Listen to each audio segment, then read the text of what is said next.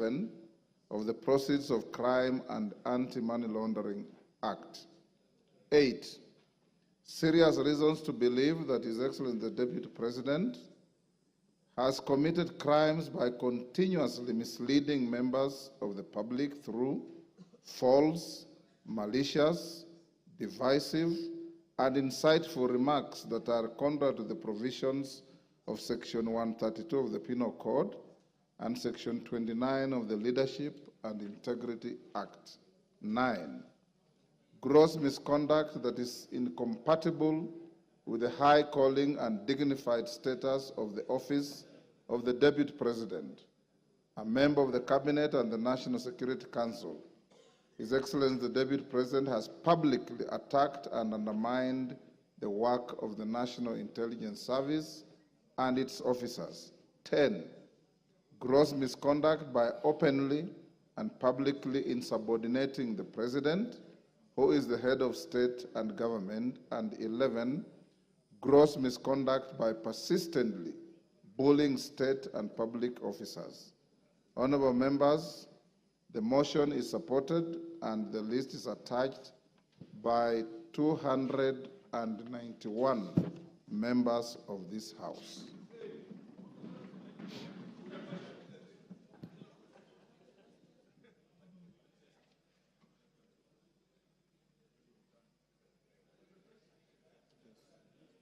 Yes.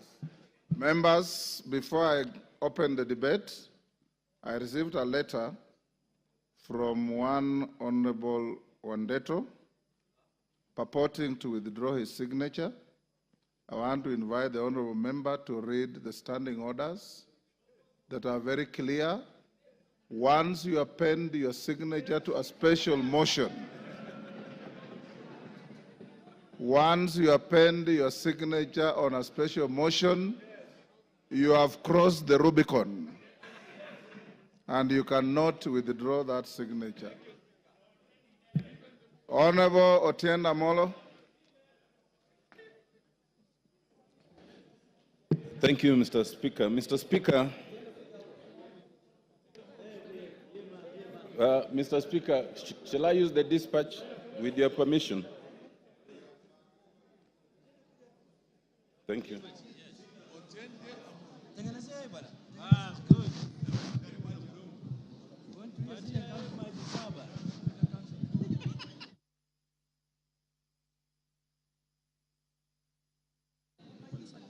Yes.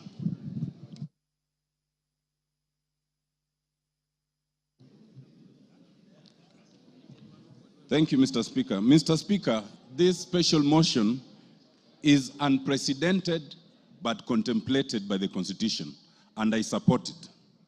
Let it be a lesson, Mr. Speaker, that be you ever so high, the Constitution is still above you. Mr. Speaker, some have told me and have told us that this is not our war. But, Mr. Speaker, they do not know that in circumstances of combat, a bystander is at greater risk than a combatant. You must choose your side. And I've chosen, Mr. Speaker, after listening to the display of jingoism by the Deputy President, after listening to the self-entitlement for 2.5 hours, after listening to the disdain of governance institutions, this Parliament and the courts, after listening to the DP threatening that Parliament and the courts should know that it's not easy to remove a Deputy President who had 7.2 million votes. Mr. Speaker, after treating Kenyans as fools by trying to mislead on the intent and purpose of his utterances, on the idea of government being a company, it was easy for me to make a decision to cast my lot with impeachment of the Deputy President. Mr. Speaker, there can be much to say on the reasons. It is easy, for example, Mr. Speaker, to talk about the confessions of the Deputy President regarding 600 million that his son under 30 years was able to acquire. And he says, without tabling any evidence, that it was acquired from a bank. But he admits, Mr. Speaker, more importantly, two things. One, that the property in issue was government property irregularly acquired without the usual procurement processes. He also admits, Mr. Speaker, that the son was able to be given, a moratorium of 1 year not to pay anything while enjoying the proceeds. And the DP thinks there's nothing wrong with that. It is for good reason that the anti-corruption laws in this country do not limit themselves to the individual. They go to the spouse and the children. It is for such reasons. Mr. Speaker, it is also interesting that the DP admits to abuse of office. How does it do that? The DP admits to abuse of office on the issue of KEMSA. It is important, and this bears repetition, that the evidence tabled by the Honorable Mutuse includes an affidavit by Dr. Mulwa. That affidavit at paragraph 5 is very instructive, and it says that the DP's phone calls was aimed at interfering and covering procurement irregularities. And that is on a direct affidavit. But more importantly, if you look at page 69, you will see the SMSs. And that SMS, the son of the Deputy President, Dr. Rigathi, has the courage to say that there is a document for His Excellency we are trying to collect, not for himself, not for any other company, for His Excellency. And the fact, Mr. Speaker, that the DP admits to these processes and sees nothing wrong with it is a very serious matter of integrity. But, Mr. Speaker, I'll not speak to all those two. I'll speak to a more fundamental fact. The blatant justification of discrimination and insightful utterances against Kenyans. That is where I want to focus, Mr. Speaker. Mr. Speaker, in this, the DP, and I've gone through the documents, there are various clips where the DP repeats this, that Kenya is a company and those who did not vote for Kenya Kwanza are not entitled to enjoy the proceeds from that company. What worries me, Mr. Speaker, is that with a straight face, the DP could appear on live television and justify these utterances. How does he justify it? He says that he is entitled to do that because there are some partisan political agreements or promises that were made. What does that mean? The DP elevates promises at a political party level above the National Cohesion and Integration Act, Section 13. He elevates those promises at a political party level above the Constitution of Kenya. There are 15 different articles that speaks against this. The fact that the DP can think that he can justify such utterances and elevate these agreements above the law and the Constitution is the clearest evidence that he must go because he has breached the Constitution.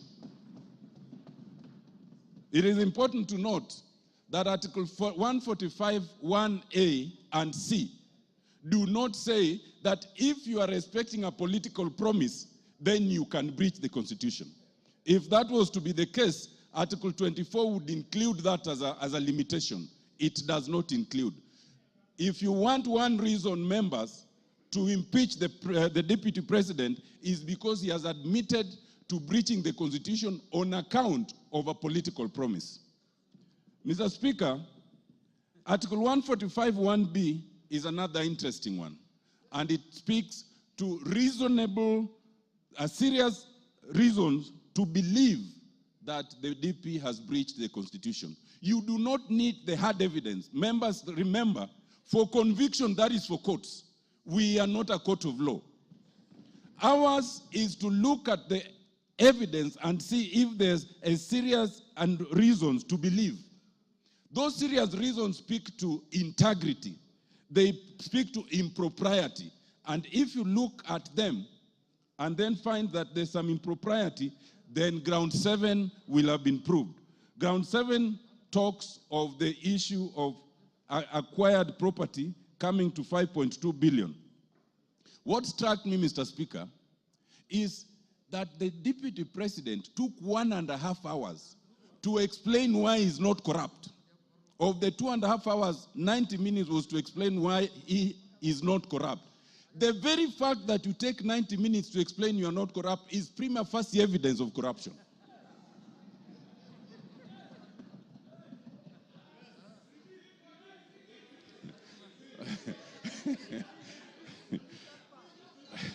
Mr. Speaker, for one who is not corrupt, you can explain it in a sentence, period. To take 90 minutes is in itself prima facie evidence that there's corruption. Mr. Speaker, on the KEMSA issue, other than their affidavit and their interference, the affidavit, the DP then admits interference. Whoever advised the DP to do that live interview could not have had his interest at heart, but has made our work much the easier. Because now there are self-incriminations, confessions, and admissions that we can work with. Mr. Speaker, it is clear from yesterday's presentation that the Deputy President can no longer deputize the President. The role of any deputy under the Constitution is to deputize. Mr. Speaker, I crave for just 2 more minutes.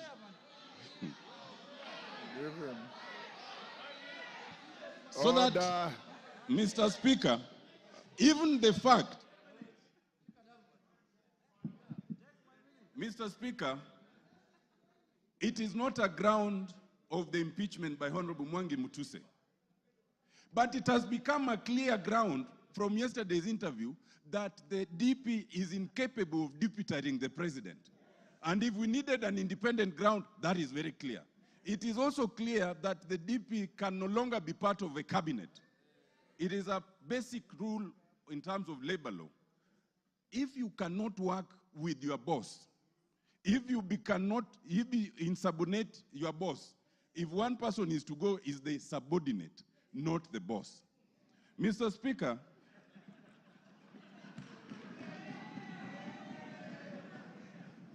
Mr. Speaker, I want to just close by addressing one issue, and it bears address. Some Kenyans, hello, Mr. Speaker, it is important to address this issue. Some Kenyans want us to divert attention from the impeachment that is before us. There's only one impeachment motion before us, and it's in respect of the Deputy President. Now, some people have said, kufa makanga, kufa dereva. Now, let me explain to you. First of all, when you say kufa dereva, kufa makanga, you must remember that in that bus there are passengers. And those passengers can die if you are reckless. In this case, those passengers are Kenyans. We as Parliament must navigate that issue so carefully that the passengers called Kenyans remain safe. Mr. Speaker, that is extremely important. Why? We are in a very unique position where we have a president and a deputy president, but we do not have an IBC. If anything happens right now, as we are going to, if we impeach the deputy president as we want to, as we need to, the position can be filled even without an IBC. But if there is no president and there is no deputy president, only the speaker can act for 60 days. Within those 60 days, there must be an election. We cannot currently have an election because we have no IBC. To have IBC commissioners, you need a president to nominate the board that will select them. Once the board is nominated and they propose a name, then the name must be forwarded again to us, and it's only the president who can nominate them. In other words, if you say kufa dereva, kufa makanga, you want absolute turmoil for all the Kenyans to die in that accident. That would be a very reckless act.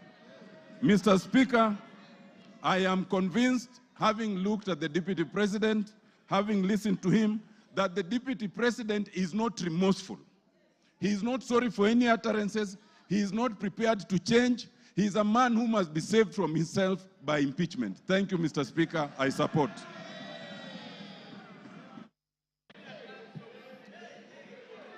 George, order. George Morugara. Wait for me.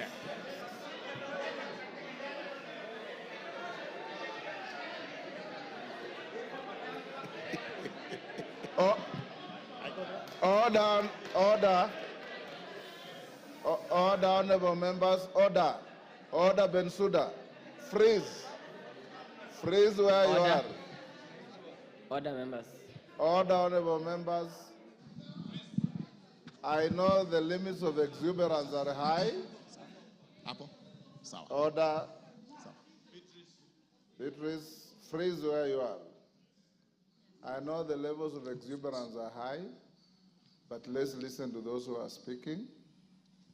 There's a lot of requests to speak, and I did tell you that in a motion such as this, Dr. Bukose will not ask to put the question. So let's listen to each other.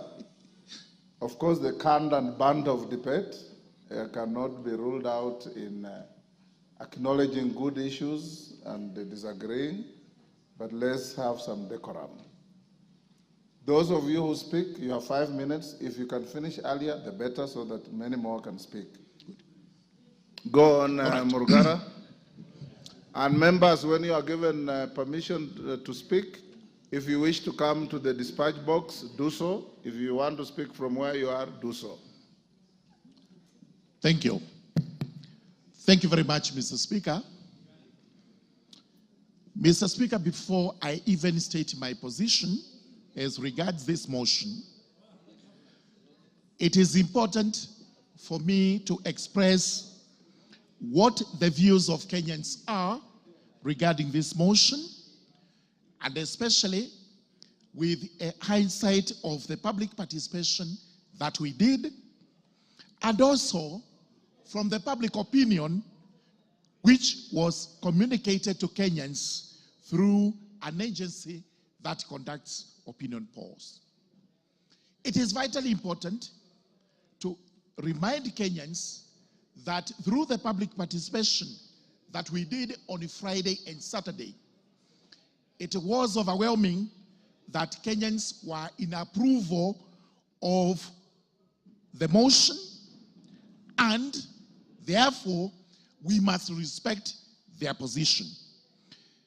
We must also remind Kenyans that an agency by the name TIFA has come up with an opinion polling, which again has indicated that Kenyans are in favor of the motion. Therefore, even as we debate today, even as we agonize over this motion, even as we consult the Honorable Mwengi Mutuse, as we have done from time to time, as regards this motion, it is quite clear that Kenyans are in favor of the motion carrying the day. I therefore respect the position of Kenyans. I respect the position of my constituents of Tharaka, and I do confirm that I rise to support the motion. That today, the motion that has been brought to this House to have His Excellency the Deputy President of the Republic of Kenya, the Honorable Rigathi Gachagua, impeached, carries the day by a vote to be taken by the House. I must commend the Honorable Mwengi Mutuse, who is actually my Vice Chairperson in Justice and Legal Affairs Committee, for work excellently done, and repeat the position he has made, that we are not a court of law trying a suspect. We are a House of Parliament which is required to just consider whether the grounds advanced are actually substantiated. Do we have reasons to believe that the grounds advanced are substantiated? Having listened to the mover, having looked at the documentation, and I confess we have burnt midnight oil looking at this particular motion and the supporting documentation, these grounds are substantiated. Allow me briefly to just mention but a few. Ground number one, which is on dangerous divisions in the country, is propagated by the Deputy President. The Deputy President last night admitted and tried to qualify the admission that he had likened Kenya to a company. There is total difference between likening the government to a company and stating categorically that the government is actually a company. The Deputy President, in the clips we have watched, was candid in a statement to Kenyans that the government is actually a company, and that each one of us has or does not have shares in that company. The net effect of this is, if you do not have shares, then you do not belong to Kenya. If you have shares, then you are more Kenyan than any other person who has lesser shares than you. This is the dangerous division which this House must frown against, and it must hold squarely against the Deputy President. The second admission he made, which is a very strong ground of this motion, is breach of collective responsibility. It has been clearly stated that the cabinet includes the Deputy President. The President is the the Deputy President is the principal assistant of the President. Having breached this doctrine of collective responsibility, and he clearly said he did so because he thought, in his view, in his opinion, it was unconstitutional to have decided the way they decided, clearly shows that the Deputy President is not able to work with the government in which he is mandated to work with.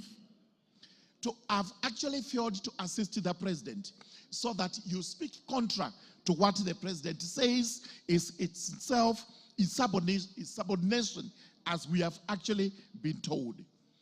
The net effect is that even if the Deputy President was actually to survive this impeachment motion, our question is, where would he work? He cannot work with the President because he made another admission that this motion actually has the nod of the President. We have not had any PG, we have had no meetings whatsoever regarding this motion, but he is convinced that the President has a hand in this motion.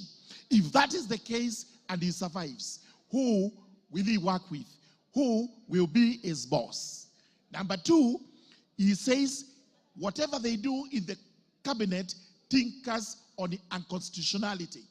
If that is what his position is, that the cabinet as it sits today would actually make decisions, which decisions they would have to execute at one time or the other, which are unconstitutional, which cabinet will he work with? Therefore, it goes without gainsaying that the personality of the Deputy President, His Excellency Rigathi Gachagua, is untenable as far as the presidency is concerned and as far as the cabinet is concerned. 1 minute more. There has been an argument regarding the companies, and Honorable Mutuse has read out the companies, which nobody seems to know exactly why these companies were formed. Exactly what was the ulterior motive of forming these companies. But what I wish to point out regarding the companies, and what Kenyans should know, is that some of the properties under which the Deputy President aid, stating that these were properties of his late brother, are actually today his properties. Most important is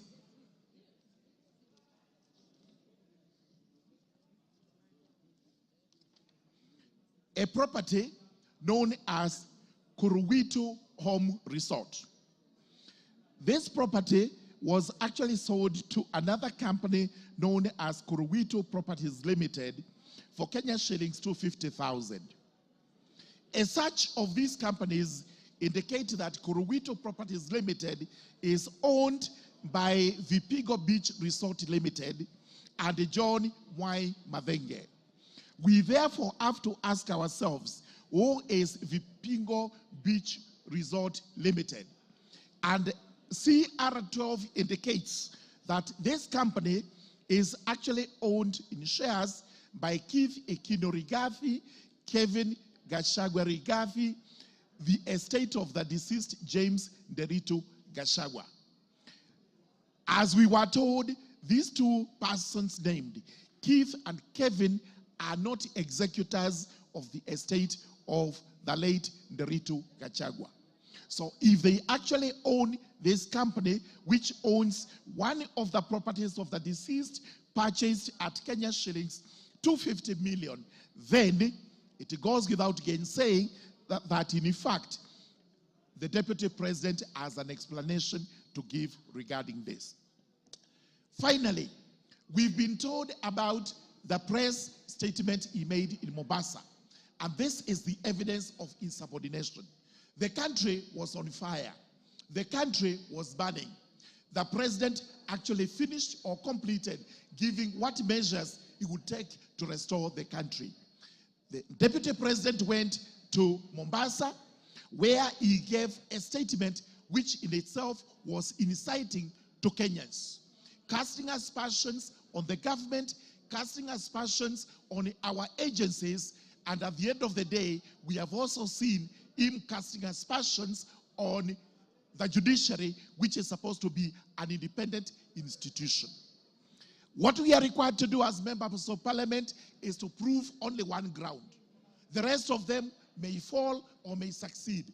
But I can assure you, out of the 11 grounds, there is cogent evidence that the Deputy President has committed acts inconsistent with his office, acts which in themselves warrant this House to impeach him today as we go to the vote. As I conclude, I urge the House, let us look at the bigger picture, which is the bigger picture of Kenya as a country. What we are doing is not to try and appease one person. We are trying to do this so that the country is saved. And we have always asked the question, the second in command who does not work with the first in command and his team, of what use would that person be to the country? With those very many remarks, I do beg to support this motion. Thank you. Mishimbogo.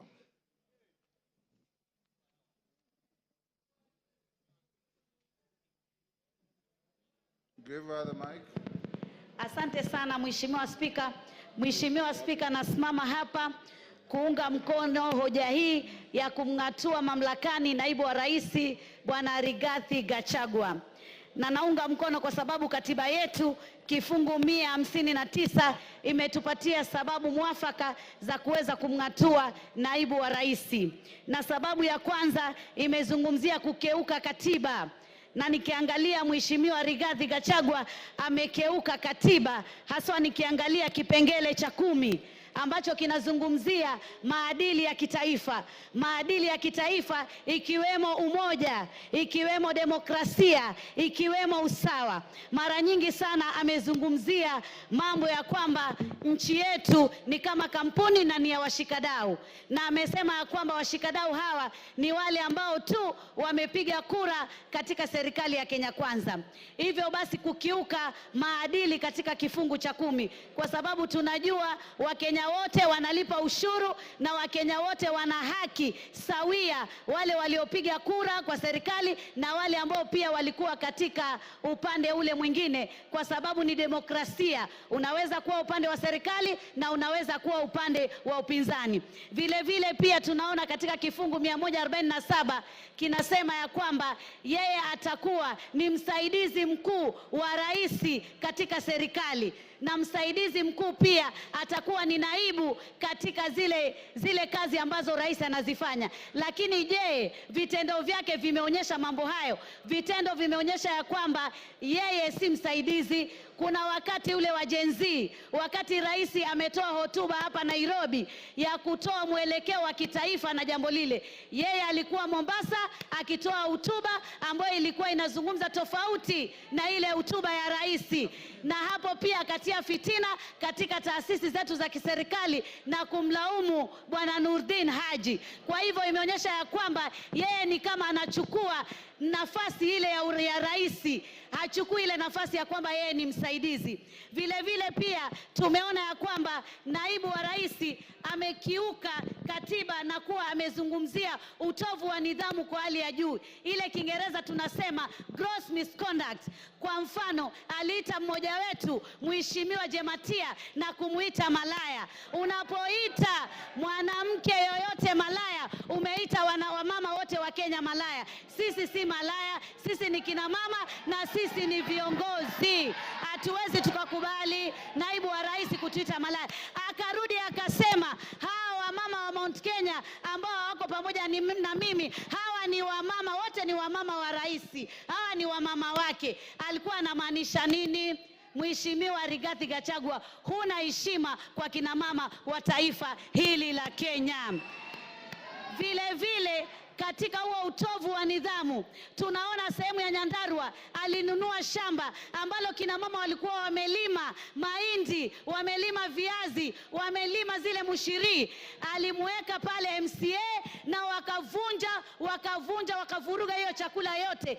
Angekuwa yeye ana hekima kama kiongozi, angeacha vikue, watu wavune, alafu achukue hilo shamba. Lakini ni kwamba hana nidhamu na wala hana kufikiria wa Kenya kama naibu wa rais, na wala hana ubinadamu. Vile vile pia sababu nyingine inakuwa ya kwamba ukikosa ufanisi, Kiingereza incompetence. Na mimi nataka niseme alikosa ufanisi kwa sababu alisema anapigana na pombe haramu na anapigana na madawa ya kulevya. Akaja kule Pwani, kazi aliyofanya kubwa ni kutukana viongozi, kusema anajua wanaouza mihadarati, atawataja, atawashika. Aliwashika. Mihadarati iko ama hakuna? Na hii pombe haramu iko Mlima peke yake ama pia iko kule magharibi, iko kule sehemu ya Nyanza na iko hata hapa Nairobi? Tumuulize yeye mamilioni ambayo ameyatumia kwa hiyo kazi yametupatia natija gani? Yamefanya faida gani? Isipokuwa kunyakua ardhi, akiandika kwa jina la mke wake ati atatengeza sehemu za kuweza kunasua vijana kwa jambo hilo. Jambo jingine ni kashfa ya KEMSA. Imezungumziwa vizuri sana vile alivyowezesha watoto wake na makampuni yake na kuiba pesa zile katika kashfa hiyo. Hatuwezi kuwa na naibu wa rais ambaye juzi na jana alikuwa milioni 800, yani kama mali yake. Hivi karibuni ati ni bilioni 5.2. Kwa muda mchache tu pesa hizo umezipata wapi? Pia umedhulumu bibi wawili wa marehemu ndugu yako aliyekuwa gavana wa Nyeri. Utakuwaje upewe flati 10 na wao wapewe 5 na ni wawili na kuna na watoto? Jamani, ni sheria gani? Tunao sheria ile ya Kiingereza.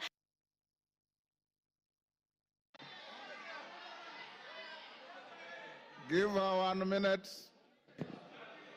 Tunajua hiyo sheria imezungumzia wakati mume amekufa, yani ni mabibi na watoto ndio wanaorithi. Sasa wewe itakuwaje uchukue huo urithi wote? Mpaka hoteli umechukua, ati uliandikiwa, ati ndugu yako alikupa. Jamani, wewe kama makamu wa rais muogope Mwenyezi Mungu na ujue ya kwamba hatuko hapa sisi katika ukabila. Tukiangalia act ile ya National Cohesion Integration Act inazungumzia yoyote atakayetumia maneno ya matusi, maneno ya kutishia ili kuweza kuleta bughudha katika makabila, yeye anatakikana ashtakiwe na amefanya makosa. Rwanda juzi na jana matamshi ya kikabila yaliwatia katika vita vikali vya kikabila.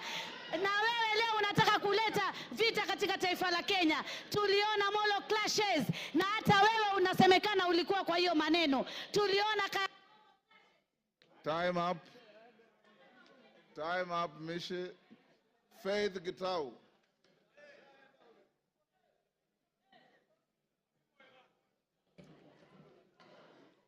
Thank you, Honorable Speaker, for according me this opportunity. And from the onset, I support this special motion.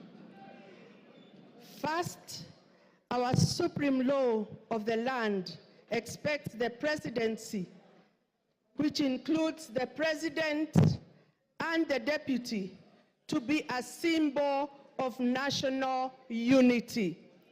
In that case, the holders of that office are expected to portray a national image as opposed to an ethnic outlook. Honorable Speaker, our Deputy President has been at the forefront in advancing a selfish ethnic agenda. For him, it is about his community and nothing more. After an election, Mr. Speaker, the government has to serve both those who voted for it and those who did not. It was wrong for the Deputy President to advocate for shareholding in order to discriminate against the rest of the communities, which may create ethnic animosity against Mount Kenya region. As a county member of parliament, I think I have traversed this nation more than the Deputy President. Secondly, Honorable Speaker, the Deputy President, as the second in command, should act as a father figure to members of parliament and the community at large. Far from it, the Deputy President, during his tenure, has been divisive and very egocentric. For him, it is about me, myself, and I. It is unfortunate that he has lowered the status and respect expected of such high office. Lastly, Mr. Speaker, when we went to the people urging them to elect this government, we gave them an undertaking that women must be respected. It is therefore, it disturbs me so greatly when the Deputy President is at the forefront demeaning women in leadership, particularly those he perceives his enemies. He has no respect for women whatsoever. He has made a scathing public attacks on a woman High Court judge. And in addition, he has been attacking women, and especially members of parliament, me and others included in this house. And therefore, he can never, and he has no respect for women, and he can never work with women. And for those few remarks, I support. Makali Mulu. Yeah, thank you very much, Honorable Speaker, for this opportunity. Honorable Speaker, I want to say the following. Impeachment of our Deputy President is a matter of national interest and international interest, and it's on the basis of that, Honorable Speaker, that people have to be very careful with what they do with this impeachment. Honorable Speaker, I want to remind the House that we are only one of the many parts of the process. This National Assembly will be making their decision. From there, we'll go to the Senate. And there is also the courts, if need be. And it's on the basis of that, Honorable Speaker, that we must isolate personal issues from issues which make sense to Kenyans. So that, Honorable Speaker, we don't, as a House, go for what I'll call mob justice mentality, and at the end of the day, the other stages, we lose it. Honorable Speaker, in the past, this House has been thrown under the bus because of this kind of mentality, where we go, make decisions, and out there, when they go to the courts, a number of our acts of parliament have been declared unconstitutional, basically because as members, we come here and we start shouting and assuming that other people there are not watching. Honorable Speaker, what am I saying? I've listened to the grounds of this motion, this impeachment motion. And I've listened to my friend, Honorable Mutuse, making the presentation and trying to justify some of these grounds, Honorable Speaker. I want to pick a few of them and ask myself whether they meet the expectations in terms of saying that the DP should be beached on those grounds. The first one, Honorable Speaker, is the issue of demolitions. In this country, Honorable Speaker, when you go to our constitution, it clearly says that Kenyans have a right. They have their own rights. And if the government has made a decision to carry out demolitions, looking at the hierarchy in terms of governance, the topmost person in terms of hierarchy is the president, is not the deputy president. So in a situation where a decision is made, and the deputy president says he doesn't support it, the question is, should you be harassing the deputy president or the president? Because the person who took the oath as the head of the executive is the president or the deputy president. So on the basis of those demolitions, Honorable Speaker, it is going to be very unfair to start saying it is the deputy president who is insubordinating the president, because at the end of the day, whose decision did carry the day? That's the question. The second issue, Honorable Speaker, is the issue of shareholding. Honorable members, let's be very honest with ourselves. We are all politicians. We have been voted in. We represent constituencies. How many of you can say that you are not practicing what is being explained in this motion? How many? Let's be very honest with ourselves. Let's be very honest with ourselves that most of you, majority of you, are doing exactly what is being said in this motion. It's only that don't say it publicly. That's the truth of the matter, Honorable Speaker. Honorable Speaker. Yes, Makali Molo, there's a point of order. Yeah, I have no problem, Honorable Speaker. Yeah. I hope I'll be saving my time. Mr. Speaker, on a point of order, my name is Steve Mogaka from West Mogrango. Is the member on the floor in order to speak about what I practice? What does he know about what I practice? Can he restrict himself to what he does and not start throwing aspersions on members of parliament as if he is in their minds and he is in their practices? He's not. Is he not out of order? Yes, Makali. Honorable Speaker, I really don't see any point of order there. I ignore and proceed. Honorable Speaker, the issue of the judicial officer who is being accused as one of the grounds for this. Honorable Speaker. Order, Makali. And Honorable Speaker. There's another point of order here. Point of order. Take your seat. Yeah. Give Farah the mic. Mr. Speaker, is the Honorable Makali, somebody I have a lot of respect for. In order to compare a member of parliament who represents a constituency and the functions of that member and somebody who is the deputy president of the Republic of Kenya who represents the four corners of this country, and say that because the members of parliament go and develop, my presumption is that he thinks the CDF funds for one constituency cannot be taken to another constituency. But that's a different thing when it comes to national resources and the deputy president of the Republic of Kenya.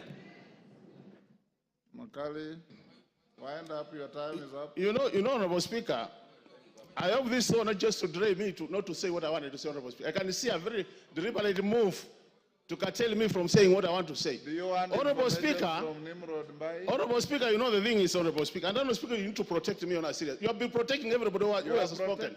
Unless also, Honorable Speaker, you're on the same side of those who are supporting. Because on a serious, Honorable Speaker, I don't think it's fair. You have been protecting everybody else. You can't protect. Order, Honorable Makali Mulu. Order, Honorable Makali Mulu. You've been sitting here since we started. Order, Makali. Not a single previous speaker attracted a single point of order. If any came, the speaker will allow it. Not a single person raised a point of order. In fact, I'm being gracious by asking you, Nimrod Mbai wants to inform you, do you want this information? If you don't want it, you go on. But for you, order, Makali Mulu. You know, when you lose your cool, you also lose the argument. So just be composed say your bit. The Speaker has no dog in this fight. Just say what you want to say, finish, and we give space to somebody else. And any member who wants to stand on a point of order, it's within your standing orders. He has said he doesn't want your information. Go on. You know, Honorable Speaker, with all due respect, people have been making their contribution here since morning. Nobody has been shouting point of order. So, and it's my democratic position to oppose the motion. Order. Honorable Speaker. Go on. Honorable Speaker, I've been elected by the people of Kitui Central to come to this house 3 times. And nobody can assume that I cannot make my contribution. Honorable Speaker, I've been saying, on the matter of judicial officer. Wind up. The judicial officer has been accused of corruption-related matters, Honorable Speaker. And there is a court case, or as we are speaking. Are we running away from accountability as a country? When do we allow the courts to do their work up to the conclusion that as a house we want to make this as a ground for impeachment, Honorable Speaker? This is what we are saying. There is separation of power, Honorable Speaker, and we should respect that. The other thing, Honorable Speaker, the India of officers been called by the DP. Just called. How many of us here since morning have been called by the President? How many of us here since morning have been called by the Deputy President, pleading with us to either support or oppose? Can you be impeached on that note? On a serious note, we need to be. I'm saying, Honorable Speaker, from where we are seated as a house, you go for mob justice mentality, you lose it at the top there, you are trying to reduce the credibility of this house to the lowest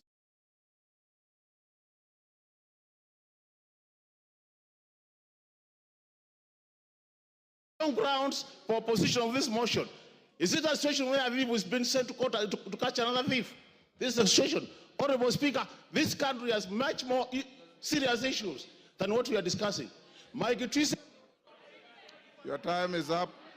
Order. I will now order. Take your seat. Order. Robert Mbui. Order, Robert Mbui. Give him 1 minute to finish. Yeah, Honorable Speaker. So I was saying, Honorable Speaker, Kenyans have said that Kitui Central in particular has said, kufa makanga, kufa ndereva, kufa mechanic. Because Kenyans are more serious issues. And when they die, we want a new renewal of this country, Honorable Speaker. This idea of mob justice, we are not going to allow it in this country. Kenyans have more serious things. I oppose, Honorable Speaker.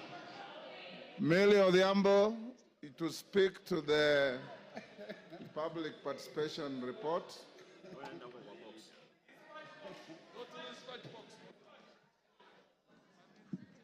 Thank you, Mr. Speaker, for giving me this opportunity. Mr. Speaker, I was just wondering if after speaking to the public participation, that I could also just make my contribution. You have 15 minutes within which you have to speak to all those. Okay, thank you, Mr. Speaker. Mr. Speaker, I'll try. Mr. Speaker, earlier on in the morning, I had tabled before the House. I am, is it vertically challenged? You are loud enough. Go on. Thank you, Mr. Speaker. Mr. Speaker, I was indicating that earlier in the morning I had presented a report of a public participation on the proposed removal from office by impeachment of His Excellency Rigathi Gachagua, EGH, the Deputy President of the Republic of Kenya. Honorable Speaker, this is following the notice of a special motion by Honorable Mwengi Mutuse and in line with Article 1182 of the Constitution. Mr. Speaker, consequently, the House Business Committee approved a public participation program across all 290 constituencies, and I present on behalf of the House Business Committee. Mr. Speaker, I'll speak to the issue of the legal framework of public participation. And Mr. Speaker, Article 10.2 of the Constitution provides for the participation of the people as one of the national values and principles of governance. Mr. Speaker, Article 118 of the Constitution requires Parliament to ensure public access and participation of the people in its affairs. I will not go to the details, and we can read it for ourselves because of time. Mr. Speaker, I wish to note on my own behalf that in quasi-judicial proceedings like this, public participation is not really necessary, even though the courts are pronounced that they are. In my view, they are not actually necessary in a quasi-judicial processes like this, because, Mr. Speaker, it's almost like saying that the judiciary needs public participation in making their decision. Having said that, Mr. Speaker, I also want to speak to the issue of timelines. And Mr. Speaker, Parliament has spoken very clearly on the issue of timelines, understanding Order 64.2. And in summary, Mr. Speaker, I would want to say, if you read the standing order, that there are very strict timelines for a process or a motion like this. And Mr. Speaker, in setting the period, the National Assembly was guided by the need to preserve the overarching constitutional principle of acting without unreasonable delay. The special motion for removal from office by impeachment of the Deputy President was therefore processed in accordance with the timeline sets out under Standing Order 64. Mr. Speaker, in buttressing the necessity for expedited consideration of special motions, previous speakers of the National Assembly of Kenya expressed themselves on the question of timelines for considering special motions by the House when the special motions were filed proposing the removal by impeachment of the then Cabinet Secretaries, Honorable Anne Waiguru, Honorable James Macharia, Honorable Kaimenyi, and more recently, Honorable Mithika Linturi. In all the foregoing instances, the Speaker emphasized the need to dispose of a special motion as soon as is practicable to remove the anxiety of hangman's noose from the neck of a state officer proposed for impeachment. Mr. Speaker, you have seen the level of anxiety that the Deputy President has undergone, and indeed when he was actually giving the press statement yesterday, he was almost in tears. And that is why the House hastens the process so that the emotional turmoil is lessened having gone through this process, Mr. Speaker. Mr. Speaker, the Clerk of the National Assembly published advertisements on the 2nd, 3rd, and 4th of October and invited written submissions via hand delivery, post, or email until the 5th of October 2024. Mr. Speaker, all these were also advertised on the 4th of October and extended to the 5th in each constituency. To assist in this exercise, a public view template was made available to the public in both English and Kiswahili to guide submissions. On the 3rd and 4th of October 2024, 40,000 copies of the public view templates were also circulated as newspaper pullouts. This template was designated to provide clarity and precision in responses, whether for or against the motion. Number 2, to supplement other means of public input. And 3, to ensure both qualitative and quantitative feedback was captured, which is actually as has been directed by the courts in the past. Mr. Speaker, I just want to indicate that many means were used, including radio, TVs, and other means to publicize this process, including Twitter, or formerly, currently X, or formerly Twitter, and Facebook pages. Mr. Speaker, the public was invited to submit views either in support or in opposition of the special motion or offer other views. Mr. Speaker, I wish to laud Kenyans for their growing consciousness on their civic rights and duties. Mr. Speaker, people participated in various ways, as was witnessed both on electronic and social media, Mr. Speaker. And Mr. Speaker, many Kenyans who are participated very expressively. Mr. Speaker, I think many of us saw people expressing their views in many, many ways, some of which I will explain later. However, Mr. Speaker, by the nature of newsmaking, we saw the areas where the views were expressive, but much less in the areas where the views were not that expressive.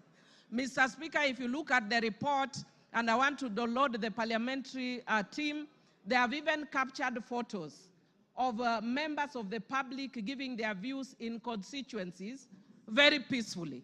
But Mr. Speaker, as I want to repeat, that by the very nature of newsmaking, what we will see are the dramatic scenes. And those we saw, I don't think it is shame as such, it's their right and they can share.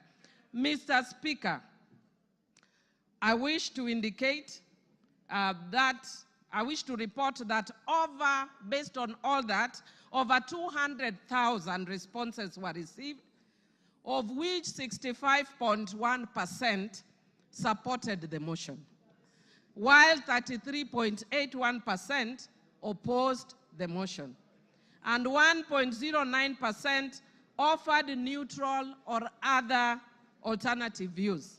Mr. Speaker, some of the members in contributing have actually alluded to some of those alternative views. I've heard the speaker right before me talking about the issue that Kenya has very many pressing issues. Mr. Speaker, indeed it is true, Kenya has many pressing issues, and as a House, we are already seized of those issues and are indeed already dealing with some of those issues.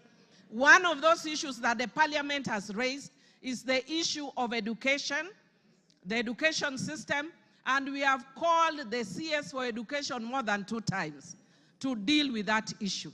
Again, on the health issue, we have also invited the CS for Health amongst other officials. So indeed, the House can chew and walk at the same time.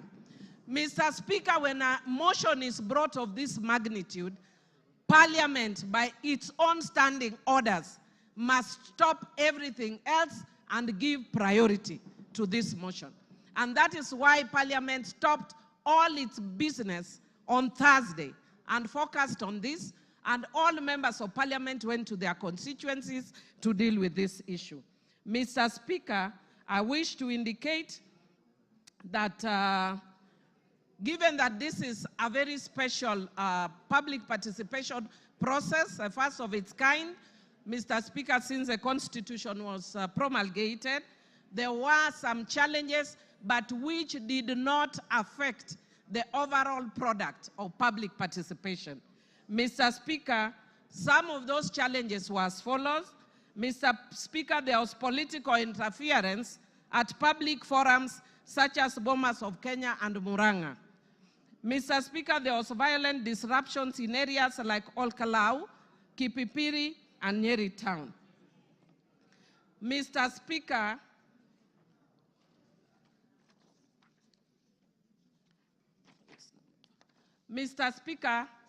there was incomplete or unclear submission, including forms without identifying information or contradictory responses. Mr. Speaker, there was low turnout in some constituencies due to insecurity, such as in Bura. Mr. Speaker, public expectation for monetary compensation for participation was also experienced.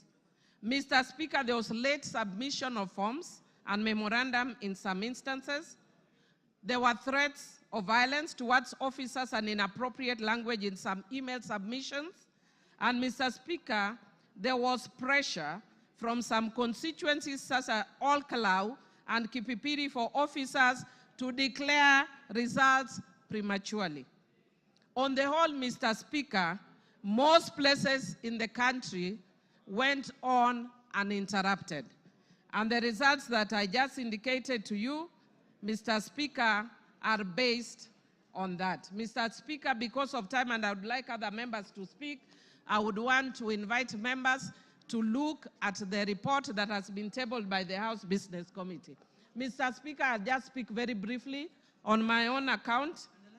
Mr. Speaker, I wish to indicate on my own account as a member of Suba North constituency that what we are going through post-2010 constitution I want to agree with the honorable member that has spoken and said that it's a very important process, because indeed it is. Mr. Speaker, it is a defining moment constitutionally and a first of its kind since 2010. It is both a legal and a political process. Mr. Speaker, the Supreme Court in the Sonko's case confirmed that impeachment is not just about civil liability or criminal culpability, but it's about accountability, political governance, as well as policy and political responsibility. Mr. Speaker, I'll speak very briefly to that in the end, but I want to speak to the issue of grounds. I'll be very brief, Mr. Speaker.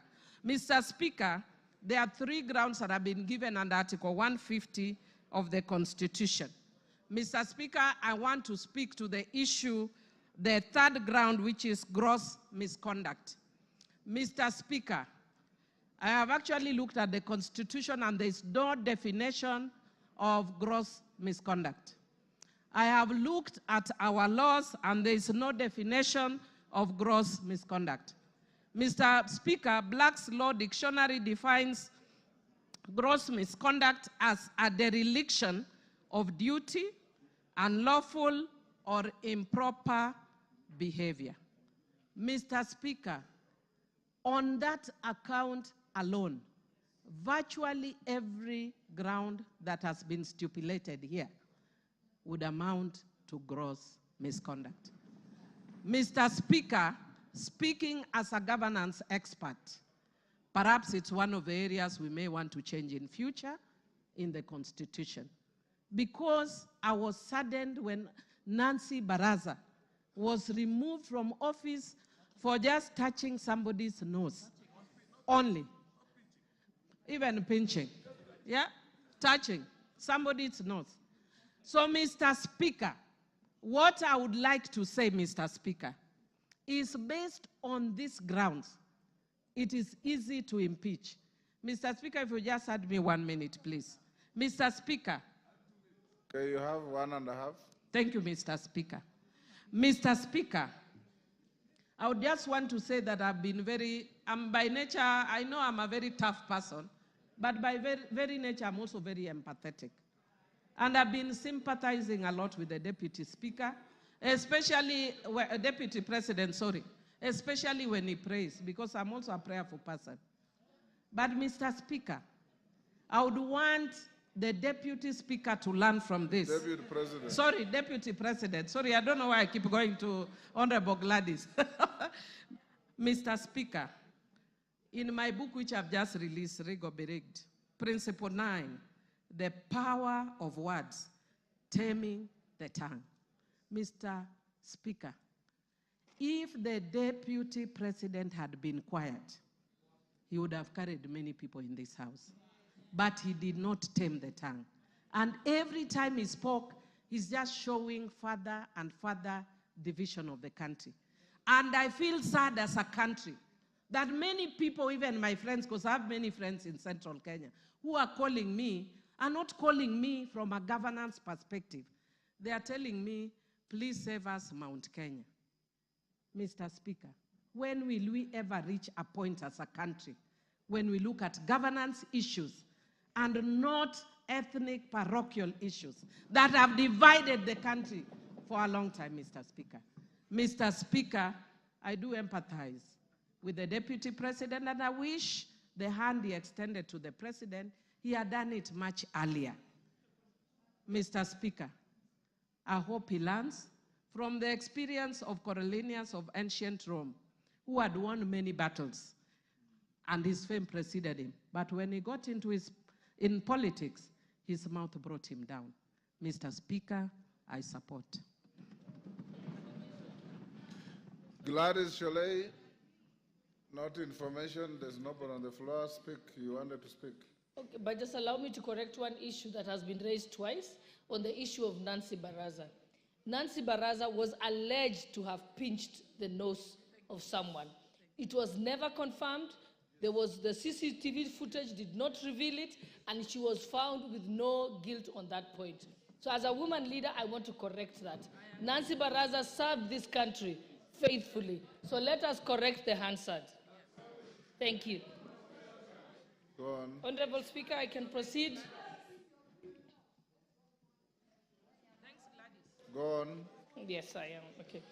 Honorable Speaker, thank you very much. And again, before I proceed to support this motion, allow me to clarify just one issue. I have been accused by the Deputy President of bias, indicating that I cannot preside over these impeachment proceedings because I am biased. I want to confirm that when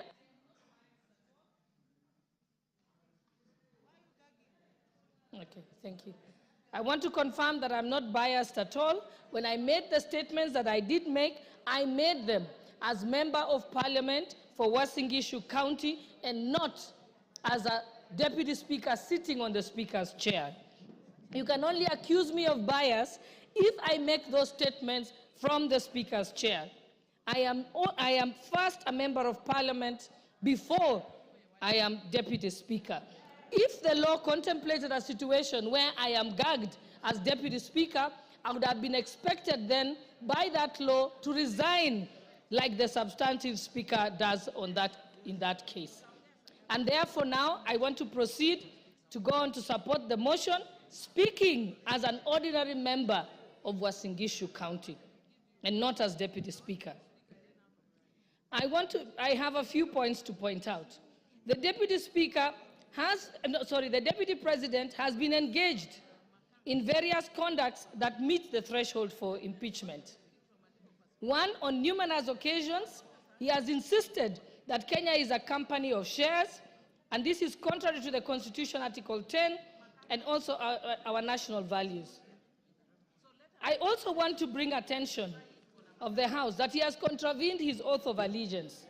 When he took his oath of allegiance, he says, in full realization of the high calling, I assume as Deputy President of the Republic of Kenya, I swear and affirm that I will be faithful and bear true allegiance to the Republic of Kenya. The oath of allegiance does not mention Murima, it does not mention Mount Kenya. He bears allegiance to the Republic of Kenya, not to his wife and not to his sons. So he has gone against his oath of allegiance. I also want to go on to refer to the press conference that the Deputy President held in Mombasa on the 25th of June, 2024. In that particular press statement, he distanced himself from the Finance Bill 2024. As a member of cabinet, in his position as Deputy President, he is collectively responsible for all the decisions that are made in cabinet, and therefore, in distancing himself, he violated Article 153 of the Constitution. The Finance Bill, as we know, is the overarching legislative document that underpins the revenue-raising measures for the executive in order to achieve its programs. If the Deputy President did not agree with the decision of Cabinet on the Finance Bill, he ought to have held his peace and his tongue or resigned as a member of the Cabinet. There is no two ways about it. And furthermore, by the mere fact of holding a presser at a time when the country was in crisis, when the President has addressed the nation, he went on to have his own one-man show of a presser. That is the greatest definition of gross misconduct. It is pure insubordination. No one can do that. It is unthinkable for a principal assistant to contradict the principal.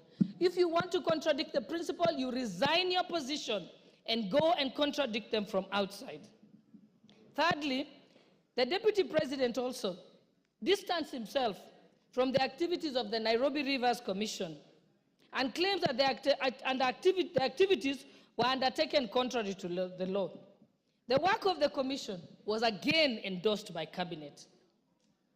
The government followed laid down laws regarding eviction, and resettlement of members of the public. The Deputy President knows that this has been a crisis in this country and in contravention of the laws by having people living by the riparian zone. And in this year, people had actually died.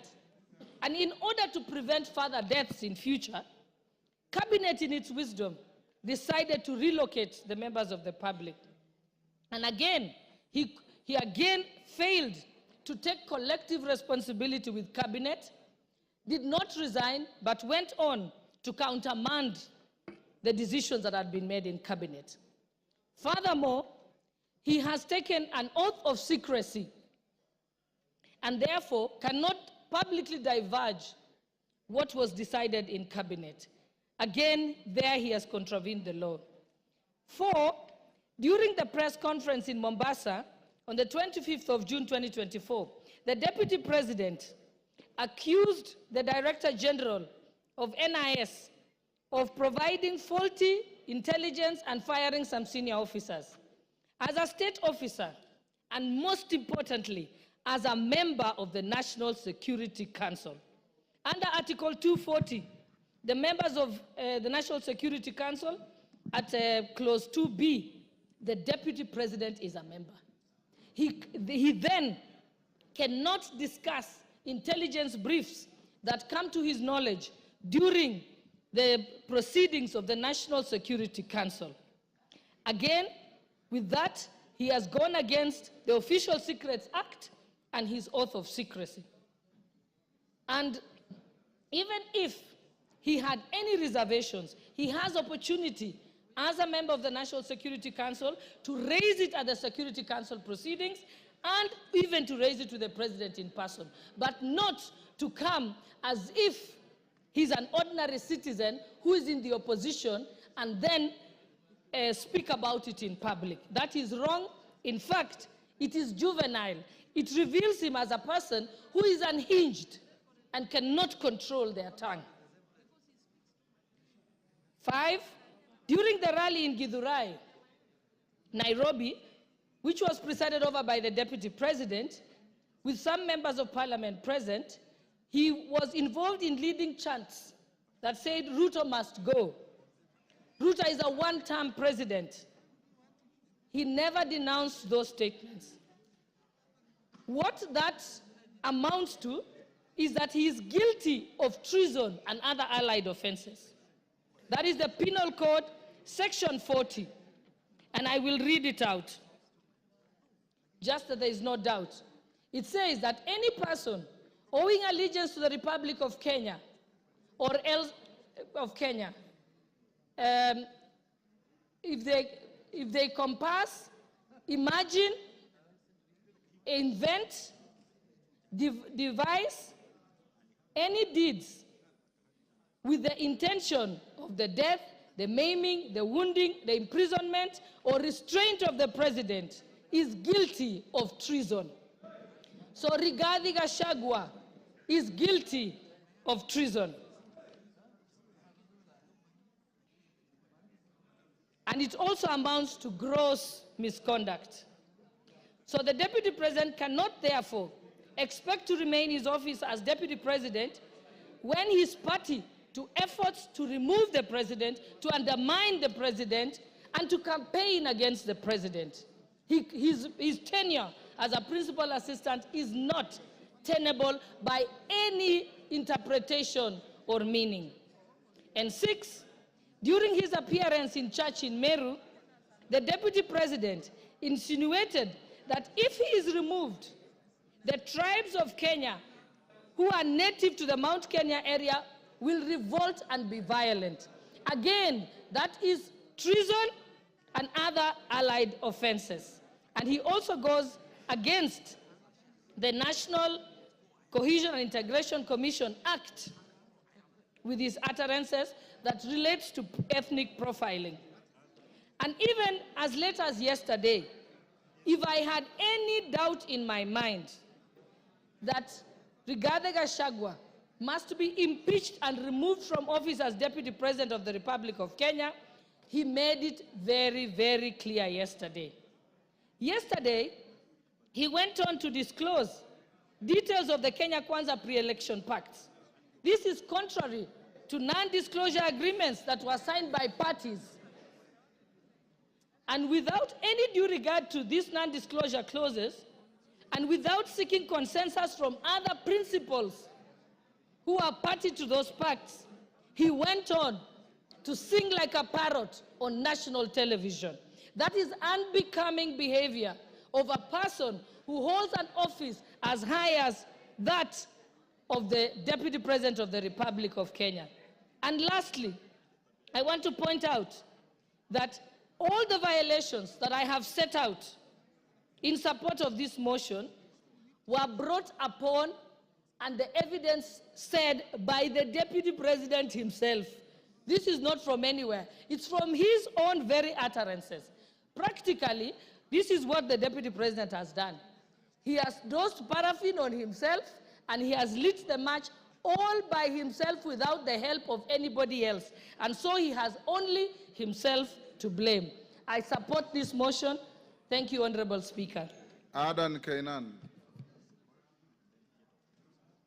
Thank you, Mr. Speaker. Mr. Speaker, from the onset, allow me to thank the Honorable Mutuse for being courageous, for being focused, and I'm sure in the annal of the history of this country, Mr. Speaker, and the history of the 13th Parliament, Mr. Mutuse, you will be appreciated. Mr. Speaker, having said that, I've also gone through this impeachment clauses, Mr. Speaker. The 11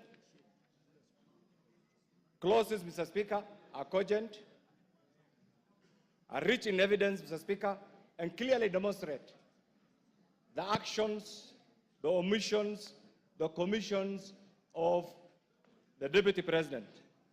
Mr. Speaker, I've had an opportunity to reflect, because there's one thing that the DP has been using, that is a truthful man. I went back to the ironic definition, how a truthful man is supposed to be described in the Bible, in the Quran, in the civil society, Mr. Speaker. And in those definitions, Mr. Speaker, I have missed an iota of resemblance on anything that I can associate with those actions and the activities of the Deputy President, Mr. Speaker. Mr. Speaker, these clauses, we are a member of Parliament. We as members of Parliament, Mr. Speaker, our work is to protect the Constitution. Our work is to oversight, and our work is to do one of these things that have been demanded today by this impeachment, Mr. Speaker.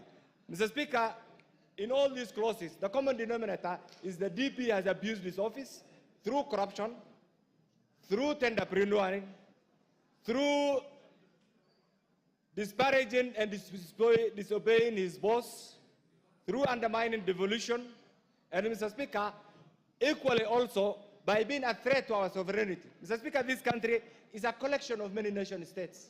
The Kikuyu nation, the Somali nation, the Luya nation, and this is what we are proud of, Mr. Speaker, and this is what constitutes the sovereign Republic of Kenya, Mr. Speaker. Mr. Speaker, the other day, and I want to repeat this, and you will excuse me for saying this country has a very rich history. In 1982, one gallant son from northern Kenya called Gerald Mahmoud saved Kenyans from militarism, and I think we all appreciate it. He's still alive. Mr. Speaker, in 2007, another general by the name General Muhammad Ali saved the Kenyans from the effects of the socio-political turmoil of 2007. And Mr. Speaker, the post-election violence. In 2024, another son from that region, Nurdin, has also saved this country from the effects and activities of Rigathi and his cohorts, Mr. Speaker. Mr. Speaker, that doesn't take away the contributions of many other Kenyans. Mr. Speaker, in all this, what I have gathered, and we have been in Parliament together, we are doing a favor for Rigathi. We are doing a favor for the executive, members of the executive. We must save Rigathi from the members of the executive, the other members, because he's a threat to their continued performance of their job, Mr. Speaker. We must also save Rigathi from the members of the judiciary because he keeps on attacking them, Mr. Speaker. We must also save Rigathi from the members of the legislature because he attacks them, Mr. Speaker. We must also save Rigathi from the 47 tribes, Mr. Speaker, because he keeps on attacking them. Mr. Speaker, we must also save Rigathi from the remnants of Mau Mau because he keeps on abusing their name, Mr. Speaker. We must save Rigathi, Mr. Speaker, because he abuses our ladies, Mr. Speaker. Mr. Speaker, we must also save Rigathi from the people of Mount Kenya because he abuses their names and he wants to have them collide with other Kenyans, Mr. Speaker. Mr. Speaker, isolate them, Mr. Speaker. And finally, on that aspect, we must save himself because last night, when I watched that teleprompter-driven press conference, Mr. Speaker, one thing that came to my mind is he was incriminating himself, Mr. Speaker. Mr. Speaker, in all this, we have a president who has applied all his gingerly approach in managing the affairs of this nation, Mr. Speaker. And Mr. Speaker, what is coming to mind is we have a DP who in every statement that he utters abuses, uses the Constitution wrongly, threatens, and demeans everybody. And it's because of this, Mr. Speaker, that we as a parliament, we must go in history and support this impeachment, Mr. Speaker. Mr. Speaker, finally, you have ruled on this. And I don't want my colleagues here actually to be threatened. What you are doing is right. Is this within your legislative right, Mr. Speaker? For those of us who have elected to support this by appending our signatures, should also be available to vote today in our numbers to impeach Rigathi, and by doing that, we'll be saving Kenya. I support, Mr. Speaker. John Makali.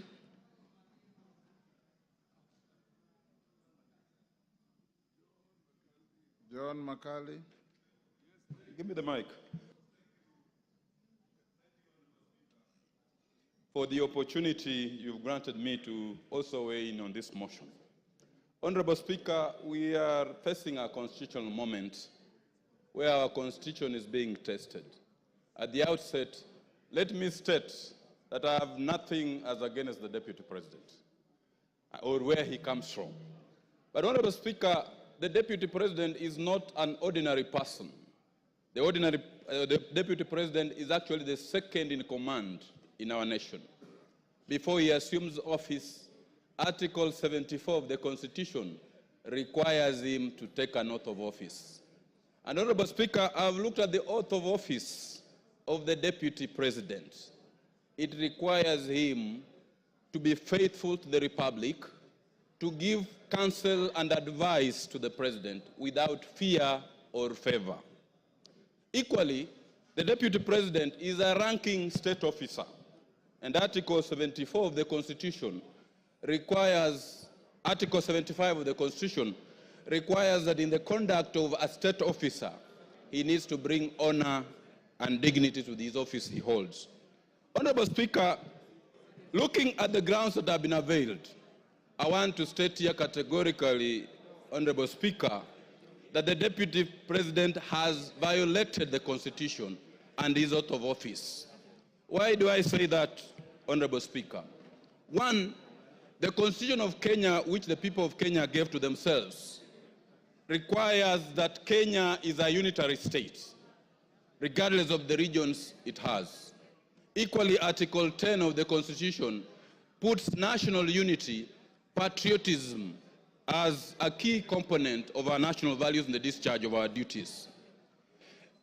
Several other times, and I want to speak to this very clearly, Honorable Speaker, when the Deputy President, the truthful man he says he is, attended a church service in Bungoma, and we actually requested that we had several other problems which needed to be handled, specifically blocked road programs, employment opportunities. The Deputy President, the truthful man that he is, told us on our faces that according to the votes which we got, whatever we had gotten was enough and we had no duty to keep on asking for more projects. That is the Deputy President who is supposed to be the principal assistant to the President and who is supposed to portray national unity.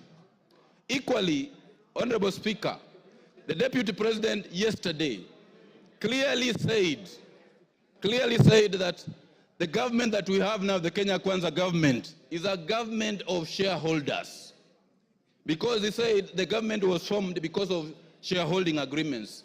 Once you become a Deputy President, you are the face of national unity.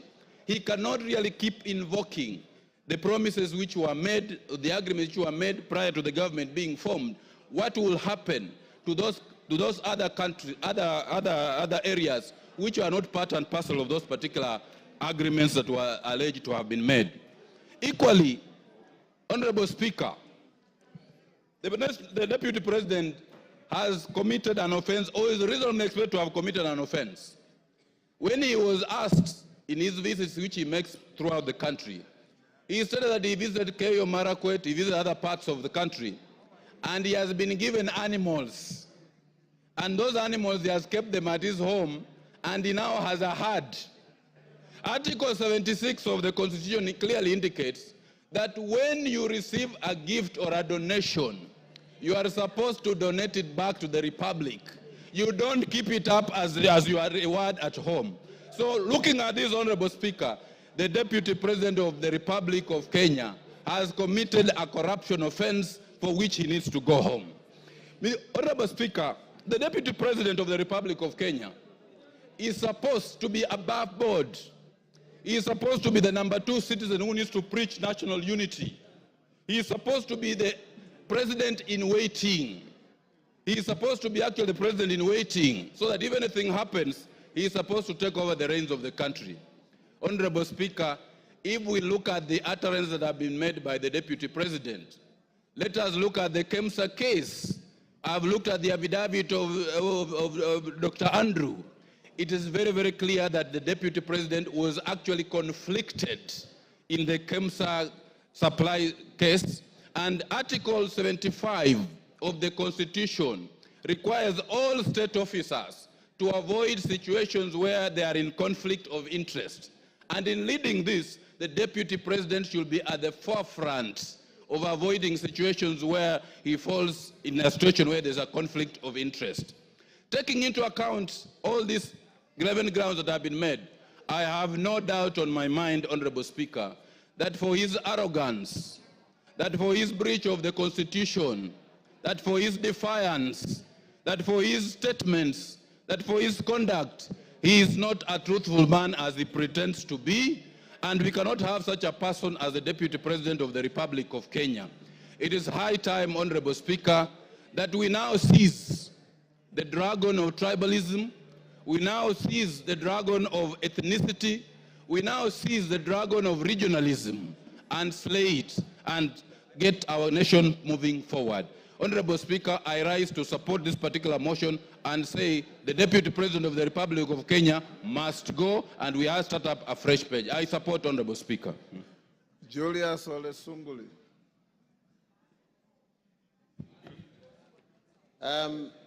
Mr. Speaker, I come from an older period, being a member of KANU, and having served in the KANU government. And I find some things rather difficult to understand.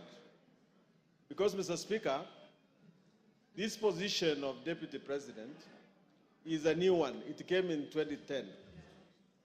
The position of Vice President had very, very good gentlemen.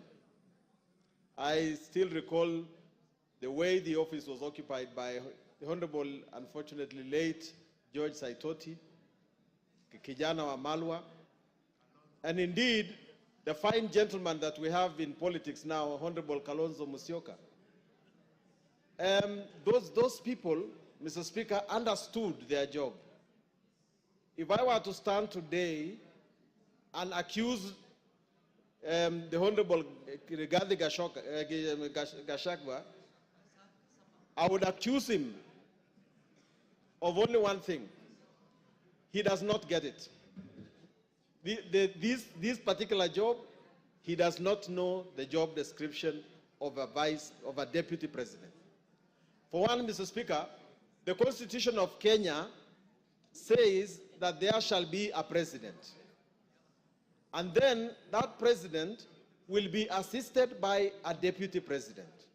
Now, assisted by a Deputy President. That means, Mr. Speaker, that our Constitution foresees a situation where we have one driver and one makanga. And one is not trying to do the job of the other. Now, how did we get into a situation, Mr. Speaker, where we now have two bosses in the country? we have the president who is the boss, and we have the deputy president who says he's also the boss. Now, if there is something that we have to do in this house is to resolve that dispute. The country cannot run when we have...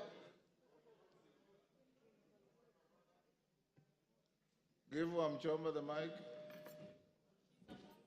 Yes, Mheshimiwa. Mr. Speaker, I rise on a point of order to just ask whether the word makanga is parliamentary. I just need a clarification. The word makanga, whether it is parliamentary language. Is the member in order to use that kind of language today? Honorable Wamchomba. Order. Yes, Millie. Yes, Millie. I don't know if Honorable Sunkuli has allowed me to inform you. Yes, Mr. Speaker, I just wanted to inform Honorable Sunkuli that you can use those words so long as you put in inverted commas, because you are reporting. So when it is reported, like in the case where people are talking kufa makanga, kufa dereva. Mr. Speaker, I even wanted to speak to it by saying that it is actually people saying that are crucifying the DP. By saying he should kufa, the motion here is on the, in quotes, makanga. It's not on the dereva. So people want to bring the motion on the dereva in quotes, can bring, but the one we are dealing with now is on makanga. But for Honorable Wamchomba, language is dynamic. It's living. It grows. That's why you now find Kiswahili words in the Oxford English Dictionary. And by ordinary usage, every single Kenyan knows what makanga means. And Sunguli was not mixing languages. He spoke in the manner like he was quoting. I will definitely need another extra time. But Mr. Speaker, so our constitution foresees a situation where the president and the deputy president operate in harmony. Now, Mr. Speaker, if your principal job is to assist the president, and your marriage with the president is now irretrievably broken down, the only purpose of this house is to say that there is actually no more marriage, and that the deputy president can no longer perform his duties as a deputy president. And so, if that happens to be the situation, then what remains? I remember the late President Moi telling us that the problem with Africans is that they don't resign until they are kicked out. In this particular situation, because the marriage is irretrievably broken down, it ought to be the case that the deputy president ought to say, as a gentleman, that this thing is not working, I'm going to leave it. He has said that this is like a company. And in a company, people exist in order to have a common good. And the mixture of strategy and vision and deep understanding of their core business is what will bring fruits to this job. Mr. Speaker, I believe myself that there are two mistakes that have been made here that need to be looked into by this House. One is that the Deputy President ought to believe in the Republic of Kenya. Because if I look at the number of times, if I Google the number of times the Deputy President has pronounced the word Mount Kenya, and the number of times he has pronounced the name Kenya, the number of times he has said Mount Kenya are more than the times he has said Kenya. A person who takes the oath to be the Deputy President of Kenya must be a person who pronounces the words Kenya more than the one person who pronounces the words of his region. Patriotism. And secondly, the person must actually believe in his boss and must... Give him 1 minute. Mr. Speaker, if your core business is to work for your boss, you must believe in him. If you don't believe in him, what are you doing with him? The second thing is that you must believe in Kenya.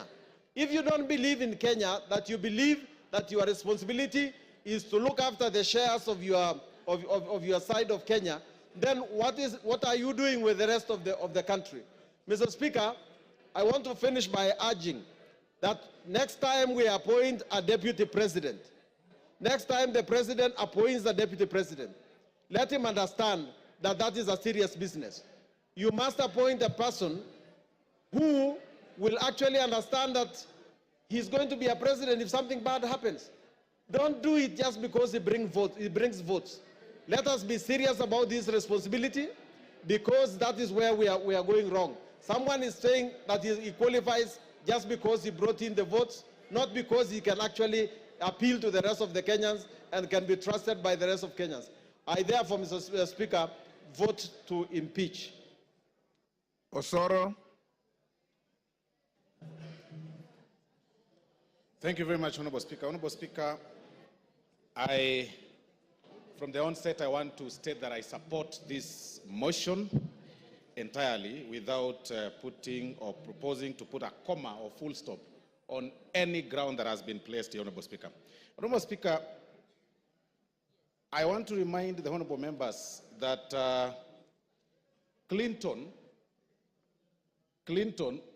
was almost impeached, or the impeachment attempt against Clinton in 1998 was out of the Monica Lewinsky. Read your history properly. He was actually impeached. Exactly.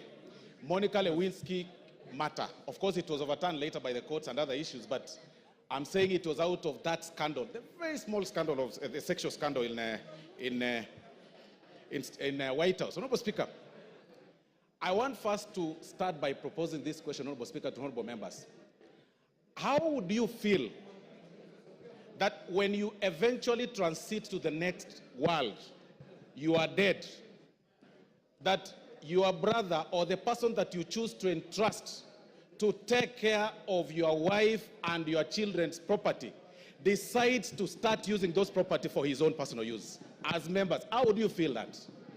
That is the question that honorable members should be making, should be answering themselves before they vote today, later today, Honorable Speaker.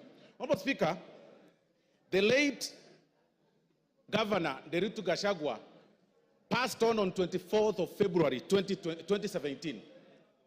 Between 2017, Honorable Speaker, to 2024, it is indeed true that the late governor then, amongst Mwai, Madenge, and Njoroge, he entrusted Mr. Rigathi, the deputy president, as the executor of his will.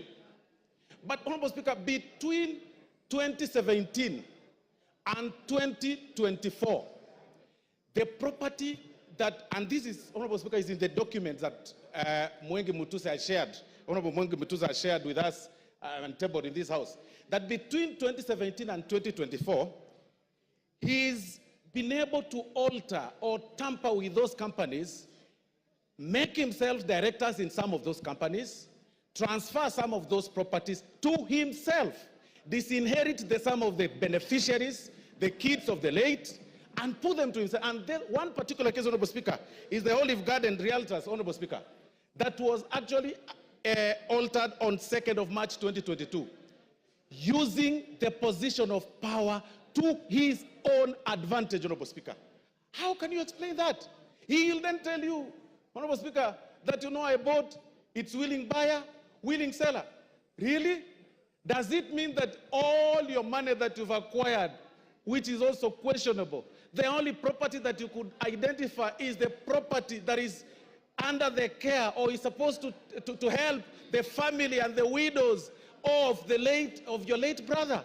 How wicked can we be? Then you come in full glare of camera and tell the members of the public that please let my brother rest in peace. I decided to hold this property in trust for them, when the brother, the kids, the widows, and the daughters and sons of the late are languishing in poverty and complaining and crying. It is total shame. You cannot use your position for that. Honorable Speaker, these are practical examples, and I'm telling honorable members to acquit themselves and go through ground 7, Honorable Speaker. It is actually on page 16 to 30. This is nothing but gross violation of the law, Honorable Speaker, taking advantage of their own power, Honorable Speaker. Honorable Speaker, and you know, even to prove that, you will realize that those companies, by the time the companies were being, some of them were being registered, the new ones, and the time the transfer of these properties were taking place, Honorable Speaker, the whole thing is actually contemporaneous. You need not to be a rocket scientist to know that clearly this is fraud and this is this was taking advantage of the late. I want to remind the Honorable Deputy President of the good book in the book of Proverbs chapter 15, verse 25, that the Lord will tear, that's what the Bible says, that the Lord will tear down the house of the proud, but he will establish the boundary of the widow. That is why we are here today. If there is no other reason that has brought us here, Honorable Speaker, it is to protect the family that is being disinherited of their property under coercion, blackmail, and threats. If there is no other reason, Honorable Speaker. And that is why, Honorable Speaker, even it's actually biblical again. In the good book, Honorable Speaker, of the book of Exodus 22:22, that do not take advantage of the widow, do not take advantage of the fatherless. If you do, and they cry to me, I will certainly hear their cry, and my anger will be aroused, and I will kill you with the sword. Today, we are using the sword today here to protect, and it is biblical, it is religious. Today, we are using the sword to impeach you, just to protect the children that are suffering, that you threatened, that you blackmailed, that you told that if you dare speak or utter a word, I am the Deputy President of Kenya, elected by 7.2 million people. I will finish you. Finish who? We will finish you today in this floor of the House. Honorable Speaker, I mean, there is nothing more for me, Honorable Speaker, on this matter. There is nothing more than cabinalism.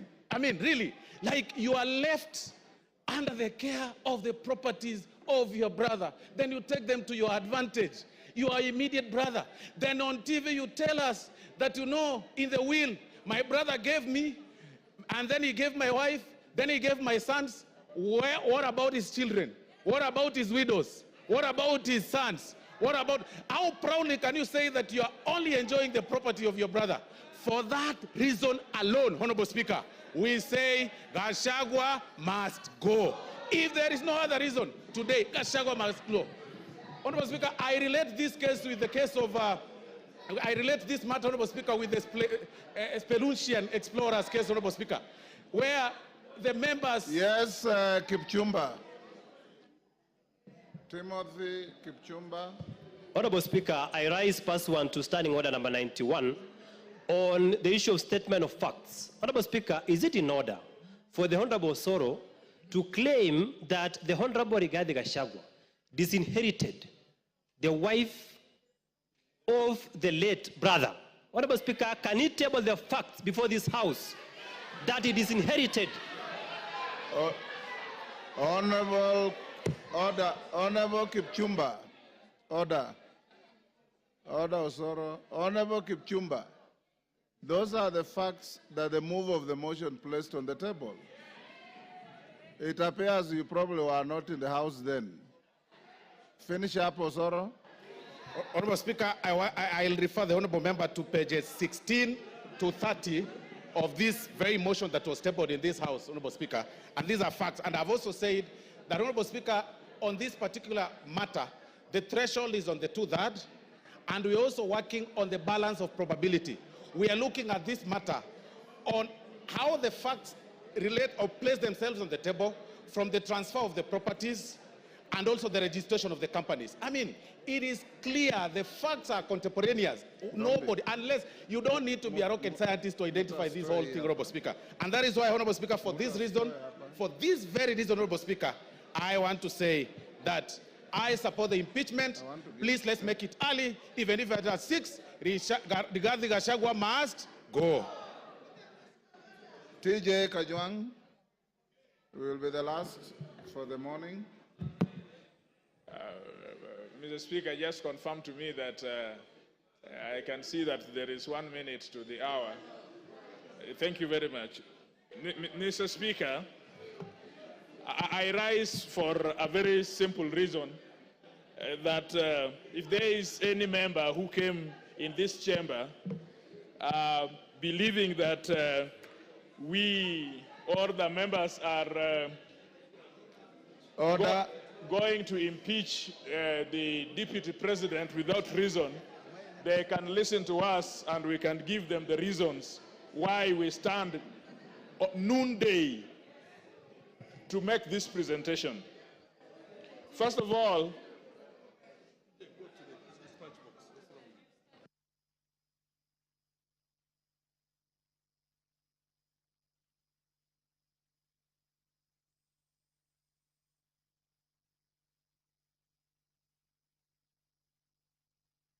Member from Gachagua'S County, what is the problem?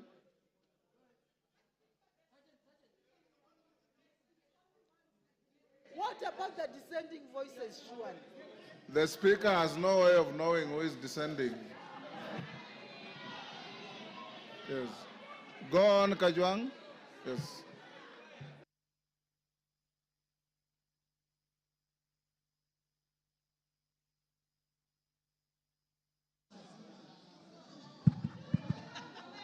Yes, Ngusia, what is the problem? Mr. Speaker, TJ Kajwang, 1 minute. I have come to make a very small presentation as the member of Ruaraka.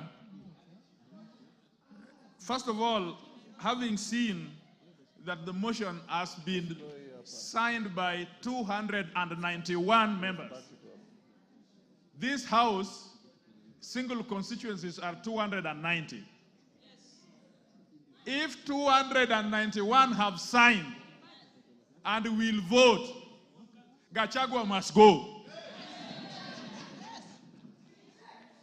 Number two, we have not come here to vilify anybody.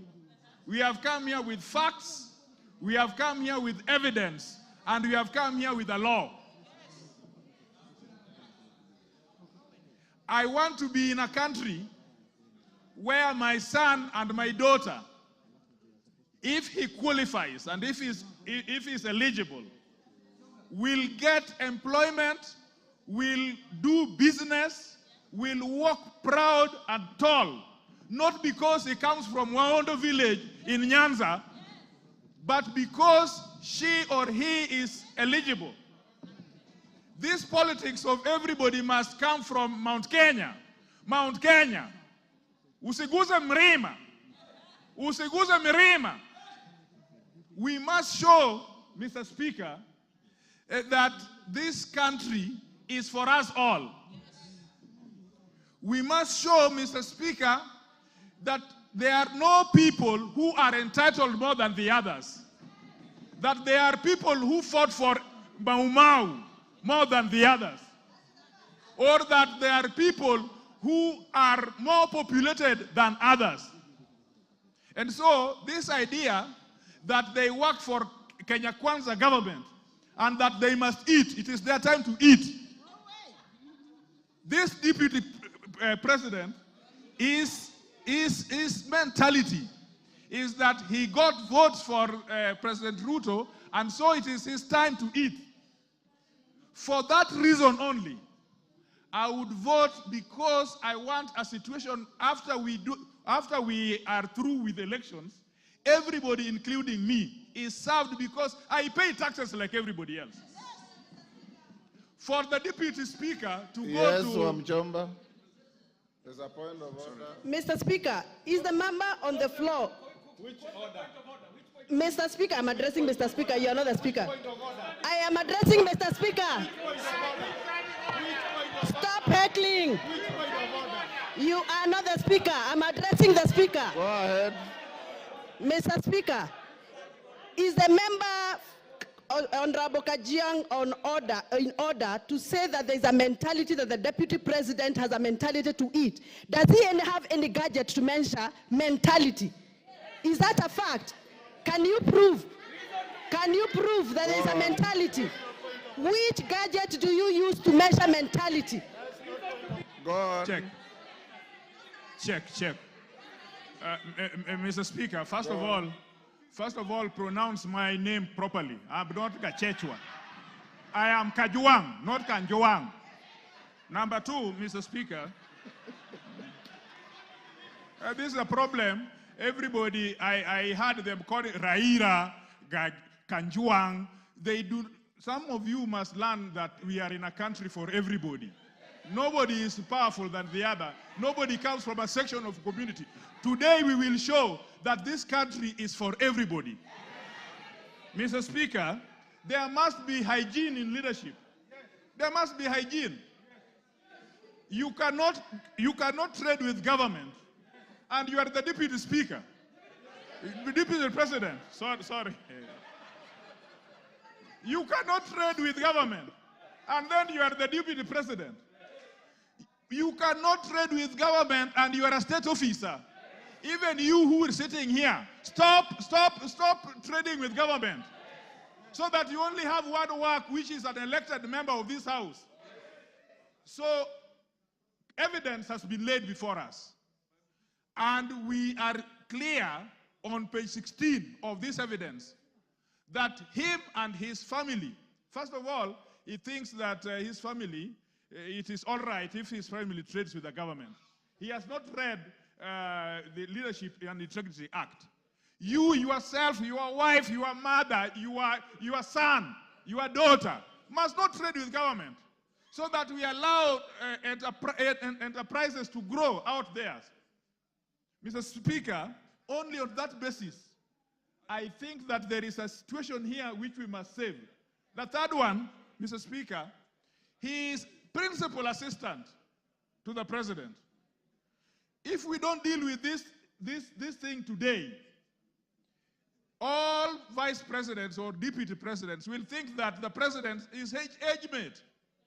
There must be a distinction between a president and a deputy president. This one, at least the president has allowed him to chair the cabinet. At least the president has allowed him to be the chairman of IBEC. Now, well, the law has allowed him to be the chairman of IBEC. What would happen if, as the chairman of IBEC, he is only giving budget allocations to people from Mrema? What would happen if he is the chairman of IBEC only giving budget allocations to people of his family? Mr. Speaker, the last thing I want to say, this presidency as it is so dysfunctional that even if we left it today, there would be a problem in presidency in such a manner that would undermine national integrity and national security. I don't need the information. I just have 1 minute to go. Thank you. Finish up. Yes, Finish up. Yes, Mr. Chairman. Mr. Speaker, we are not going to impeach him because of what that speaker had talked about, that we are lynching or that it's a mob. We have carefully considered, and the law is that we are not talking about civil liability or culpability. We are talking about accountability. We are talking about political governance and political responsibility. And so all those things that he has said out there, he must take responsibility for. And we are politicians. We are not a court of law. He will be tried in Senate. Ours is just to initiate this process. And the Senate will ask very pertinent question. He is saying that all these things he got from his brother and so on. They will investigate and find out, did he pay tax for them? When he filed his report and said that he's worth so much, did he say that he also got something from his brother? Now, no, it is not here. You don't know. This thing is asked in the Senate. It is the Senate that is the trial chairman and the investigating. So the Senate will also ask his return forms. He's also re-asked the KRA forms if these information are consistent. And so, in all the evidence that I've seen, in all the charges I've seen, I return a verdict that Gachagua must do what? Gachagua must do what? Gachagua must do what? Order, members, will you be upstanding?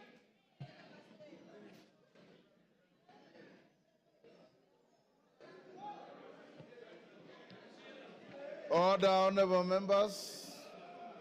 It is now 1:09, and the House stands adjourned until 2:30 this afternoon.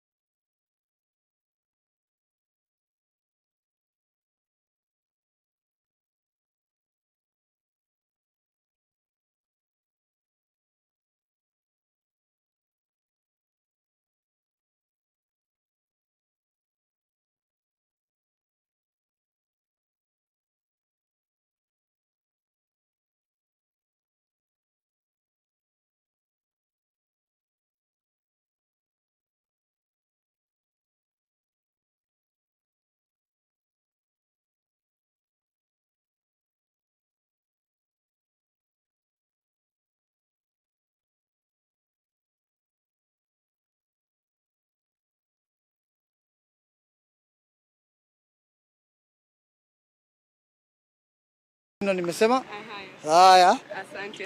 Asante sana. Na ni kama kuna wengine wanataka kuja kuzungumza, karibuni. Haya, sawa basi. Wakazi wengine wa Nakuru wameamua kutizama tu pembeni kuhisi vile wenzao wanazungumza, na kwa wale ambao tumezungumza nao ni kuwa wanaunga mkono mswada huo wa kumng'atua mamlakani naibu rais Rigathi Gachagua. Bado tutaendelea kufuatilia yale ambayo yanaendelea bungeni, na kufikia sasa tumeona kuwa baadhi ya wabunge wakiweza kutoa sababu zao za kwa nini naibu rais anafaa kuondoka afisini. Shukran sana Bridget Ngana kutoka kwenye kaunti ya Nakuru. Hapa ndipo wanasema wengi, makabila yote hukutana pale Nakuru. Wakikuyu ni wengi pale, Wajaluo ni wengi pale, Wakisii ni wengi pale, Waluya ni wengi, vile vile watu kutoka jamii ya Kalenjin wako kule Nakuru, na ndiposa viongozi wengi wa kitaifa hupendelea sana kwenda pale kwenye kaunti ya Nakuru. Hapo awali nilikuwa namuuliza Kevin, hili swala la hisa limezungumziwa sana, shares. Jana naibu wa rais alisema Kevin, story imekuchekesha sana. Tena sana. Jana naibu wa rais alisema wakati walikuwa wanatengeneza serikali, waliketi chini na viongozi wote, kina Musalia Mudavadi, kina Moses Wetangula, Speaker Amason Jaffa Kingi, Moses Kuria, walikaa chini hawa viongozi wote, hata Alfred Mutua ambaye alikuwa gavana wa Machakos, na kila mtu akapewa hisa zake. Lakini akasema ni kama jamii ya Mlima Kenya haikuwa na hisa pale, yao yalikuwa maneno ya kuzungumza kwa mdomo. Je, swala hili la hisa ndilo litampeleka naibu wa rais nyumbani? Ni kama hilo ndilo litakuwa ni swali kuu, na tena swala kuu, sababu hata ukiwasikiza wale wa Kenya ambao wanaojiwa kule nje, wengi wao wanaongelelea hilo ambalo ndilo nafikiri ni dai la kwanza ama kosa la kwanza katika zile 11. Kwa hivyo ukitizama namna ule understanding wa general public kulingana na mswada huu wa utimuzi wa naibu wa rais, pengine kile tu ambacho wengi wa watu kulingana na namna tunavyouona kwenye video ama kwenye televisheni ni ya kuwa wao wanaashiria tu ule expectation ya kuwa unatenganisha wa Kenya. Tukumbuke ya kuwa katika nchi ya Kenya namna kura na siasa inavyofanywa ni namna mheshimiwa naibu rais alivyosema. Watu wanaketi